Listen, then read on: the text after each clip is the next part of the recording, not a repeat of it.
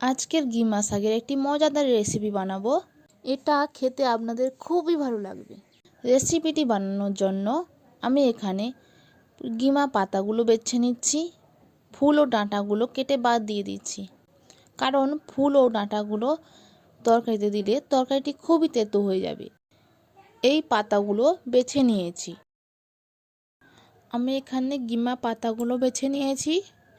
দুটো মাঝারি সাইজের আলু কুচোনো নিয়েছি, দুটো বেগুন কুচোনো নিয়েছি, একটি বড় সাইজের পেঁয়াজ কুচোনো নিয়েছি, তিনটে বড়ি নিয়েছি আর দুটো কাঁচা লঙ্কা কুচিয়ে নিয়েছি।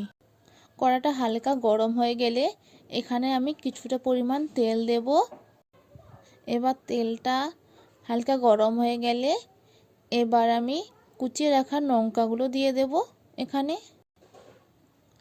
লঙ্কাটা হালকা ভাজা হয়ে গেলে এবার এখানে আমি কুচিয়ে রাখা পেঁয়াজগুলো দিয়ে দেব। এবার পেঁয়াজগুলোকে আমি মাঝারি ফ্লেমে হালকা করে ভেজে নেব।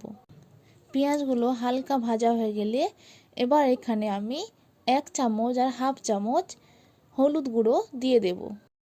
হলুদ গুঁড়ো দিয়ে একটু নেড়ে নিয়ে এবার এখানে আমি আলুগুলো দিয়ে দেব। আলুগুলো দিয়ে এবার আমি একটু নেড়ে নেব। একটু নেড়ে নিয়ে এবার এখানে আমি বেগুনগুলো দিয়ে দেব। বেগুনগুলো দিয়ে বেগুন এবং আলুটা মশলার সঙ্গে ভালোভাবে মিশিয়ে নেব। এবার আমি পরিমাণ মতো লবণ দেব। এবার আমি একটু নেড়ে নেব যাতে সবজিগুলোর সাথে ভালো করে মশলাগুলো মিশে যায়।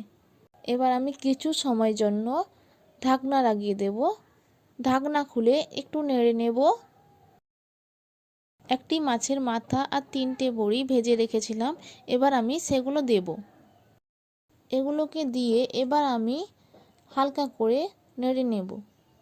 নেড়ে নিয়ে এবার আমি কিছু সময়ের জন্য ঢাকনা লাগিয়ে দেব।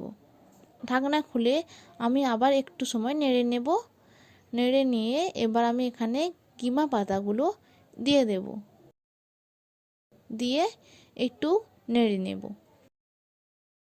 নেড়ে নিয়ে এবার আমি আবার কিছু সময়ের জন্য ঢাকনা চাপিয়ে দেব। ঢাকনাটা খুলে একটু নেড়ে এবার আমি এখানে 1 বাটি আর হাফ বাটি জল দিয়ে দেব। আবার কিছু সময়ের জন্য ঢাকনা চাপিয়ে দেব যাতে আলুগুলো সেদ্ধ হয়ে যায়। ঢাকনাটা খুলে দেখব যে আলুগুলো সেদ্ধ হয়ে গেছে কিনা। আমাদের এখানে আলুগুলো সেদ্ধ হতে আর একটু বাকি আছে, তার জন্য আমি এখানে আরও একটু সময়ের জন্য ঢাকনা চাপিয়ে দিয়েছি। আমি গ্যাসকে মিডিয়াম ফ্লেমে রেখেছি যাতে আলুগুলো সেদ্ধ হয়ে যায়। আলুগুলো সেদ্ধ হয়ে গেছে আর আমার তরকারি পরিবেশনের জন্য রেডি। গরম ভাতের সঙ্গে গরম গরম তরকারি খেতে খুবই ভালো লাগবে।